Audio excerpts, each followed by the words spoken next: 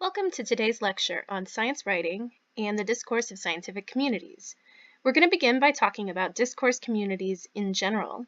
Then we'll define science as a discourse community. Then we'll explain how paradigms are made and broken within science. And finally end on the specific ways that scientists use communication to create, validate, and circulate scientific knowledge.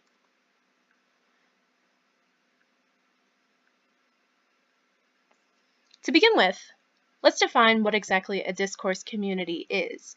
You may have heard the word discourse before, and you're sure to have heard the word community before. But what does it mean when these two words come together? Discourse communities, as defined by linguist John Swales in 1988, are membership communities in which there are a broadly agreed upon set of goals and rules in order to be in, quote unquote.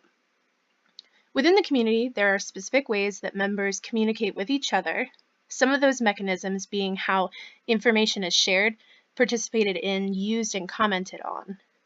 A discourse community will usually adhere to specific genres to communicate and further its goals, and there's a specific way of talking that indicates membership. You might think of this as the jargon of a specific scientific discipline, or even the ways people of a particular ethnic community speak to one another. This way of talking is called a lexicon. And finally, there is some kind of gatekeeping mechanism by which members are determined as in or out, usually associated with a specific kind of experience or knowledge. With this, there are a limited number of members. Not everyone can be a member of the discourse community. It takes specific knowledge and specific knowledge of being and acting in order to be considered in. Another sociolinguist who has published work on discourse communities is James Paul Gee. Gee is an education scholar and has most recently published on video games and education. So while he's a sociolinguist by training, his home discourse community, he is viewed as having membership in several different discourse communities. Gee defined discourse as an identity kit, a set of tools for demonstrating that you are part of a specific community. Discourse is the ways in which communities say, do, value, believe, and are certain ways as a part of the group. Gee specifically argued that discourse is not a body of knowledge, like linguistics or like astrophysics. Instead, membership in a community is based on awareness of how to be a linguist or how to be an astrophysicist, hence the idea of an identity kit. In other words, think about a group that you're a part of, a marker of your identity. Let's say college student. There are certain ways of being that mark you as a college student. We know when someone is not a college student because they don't have the same ways of being that a college student does, even though they may have the same knowledge, or more knowledge in some cases, than a typical college student has. So with that, let's talk a little bit about some examples of discourse communities. We've defined it in theoretical terms. Now let's look at what it actually means to be a discourse community. One example is what we already talked about, a college student. National identity might also be a discourse community, as does religious affiliation, sports fandom, extracurricular activities like Dungeons and Dragons or artist communities. Even social media users are a discourse community. You know when someone posts something on Instagram and they have no idea how the platform works or what it's used for, right? That is a big indicator of being a discourse community. So let's return to sports. Alabama fans, of which I am one, are a clear example of discourse communities that span across nationality, ethnicity, gender, education, social status, and more. Let's watch this clip from ESPN some years ago on the ways that Roll Tide indicates membership in a kind of discourse community. Roll Tide. Roll Tide. Roll Tide. Roll Tide. Roll Tide. Roll Tide, y'all. Roll Tide, my great. Roll Tide. Roll Tide. Get sauce. Roll Tide. Roll Tide. It's such an honor. Roll Tide. Roll Tide? Yep. Y'all don't even know he was a virgin until he's 28, and now, Roll Tide. Woo! I'm Erin Dacey. Roll Tide. Roll Tide. Roll Tide. You will always be remembered. Roll Tide.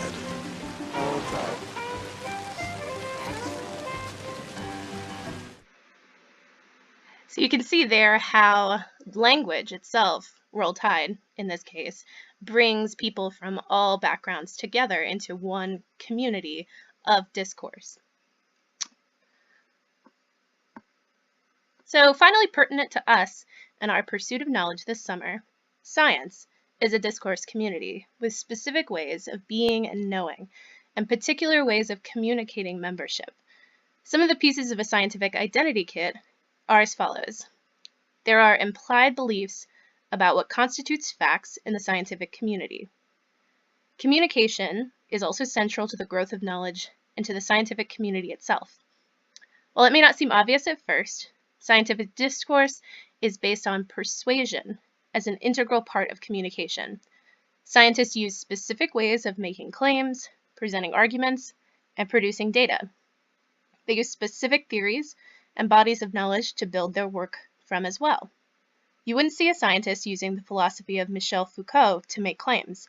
Well, you actually might, but that person would have to overcome a lot of hurdles to shift the paradigm, which we will talk about in a second. Some other markers of scientific discourse communities are collaboration and cooperation within and across the disciplines. We see that at work here at NC State, where statisticians might be working with the biological sciences to produce knowledge. And finally, science and its discourse is social. We have no science without individuals communicating knowledge with each other. And with that, science is written. The ways we communicate and share knowledge is through peer-reviewed, written articles. In other words, you can be in your backyard developing the next biggest thing in permaculture, burying logs, but it means nothing if it isn't written down according to the conventions of the community. That's what Adam Savage of Mythbusters here is telling us, but I'll take it one step further. You can discover something, and you can even write it down. You can communicate according to the conventions of your discourse and disciplinary communities, but unless your discipline accepts that knowledge in its journals, it isn't discourse. Your knowledge must be validated by your community in written form in order for you to be a scientist. In other words, science as a discipline constitutes a community in which knowledge is built, validated, and has meaning. That kind of sounds like science has to be the same all the time, that it has to fit into a single box determined by centuries of knowledge production. But that actually isn't the case. Science as community doesn't mean that science is a static discourse that never experiences disruptions. So in 1996, Thomas Kuhn wrote The Structure of Scientific Revolutions, wherein he defined what marked a paradigm and what marked a paradigm shift in scientific knowledge. Kuhn says that a paradigm is a conventional set of beliefs or ways of thinking about a problem. It could be a theory, like the theory of evolution, or it could be a method, like the ways in which ethnographies are typically characterized by immersive field observations. Paradigms are learned, both implicitly through observation and imitation of other scientists, and explicitly through education and specific practices. Paradigms are in the textbooks you read and the mentors you have that model for you what it means to be a scientist. Finally, Kuhn also defined what a paradigm shift was using the term gestalt. He said a gestalt switch in science meant seeing a problem in a completely new context with new eyes, using a new framework. One of the best examples of this gestalt switch is in the move from Newtonian mechanics to quantum physics and the theory of relativity. Einstein's theory was a game changer of its own accord, a new way of thinking about the universe. However, physicist Niels Bohr was also contributing to a quantum theory through his experiments on light diffraction and complementarity. In Einstein's case, a new cognitive framework changed the paradigm, but Bohr was able to trigger a gestalt switch through a change in his research tools or his methods that showed the differential states of light. So, How does this all fit into communication, this class that you're currently taking? As we talked about before, science isn't possible without communication, because science is very specifically the sharing of scientific knowledge, an action made possible only through the act of communication. Some ways we know that communication is integral to science. Number one, credit is awarded not to scientists who discover things, but to scientists who publish on ideas. Further, credit is awarded to scientists who publish first. And when scientific journals regularly take 1 to 2 years to review articles, speed of publication creates an interesting market for what counts as creditable work. That market's currency, what circulates and has value, is the writing and publishing of papers. Publishing articles and going to conferences defines the nature and activity of the field and the state of knowledge within it. That's writing and speaking. That's communication. Within scientific discourse communities, peer review is the primary gatekeeping mechanism for what counts as knowledge. Peer review is the process most journals use to validate scientific work. A jury of your peers determines that your knowledge has been tested appropriately and fits the conventions of the community. Specifically, the experts in the field that review your work aren't just looking for your work to be tested. They need it to be testable.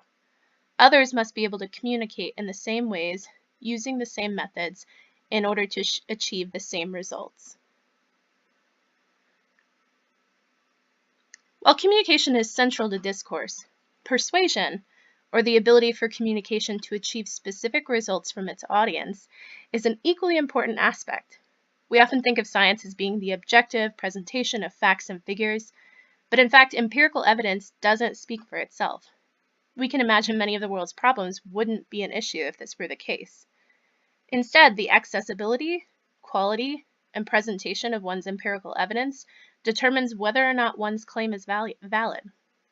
Scientific truth is therefore not what is real and objective, but what stands up to peer review, to the scrutiny of the scholarly community. You can have discovered or observed the most objective truth, but it will never become acceptable knowledge until your community of peers accepts it. In this way, logic and reasoning is one big part of scientific persuasion, but so is one's reputation as a scientist. Remember back in the day when you learned about logos, ethos, and pathos as rhetorical appeals? Well, logos is an obvious companion to scientific argumentation, but so is ethos. So is the way that you stand up to your community of peers, the way you adhere to certain conventions of the discourse community. It isn't just your content knowledge, your understanding of theories, methods, and data, what we might call book knowledge. Your procedural knowledge counts too, what you know about how science is conducted and validated, what we might call street knowledge or experiential knowledge. It's an understanding of how to act in the face of the scientific public, but it's also an understanding of how not to act, what not to say. As an example, scientific knowledge does not involve personal narrative, despite the personal being very important to the production of facts. The creativity and happenstance nature of science is subordinated to an idea of strict objectivism and empiricism.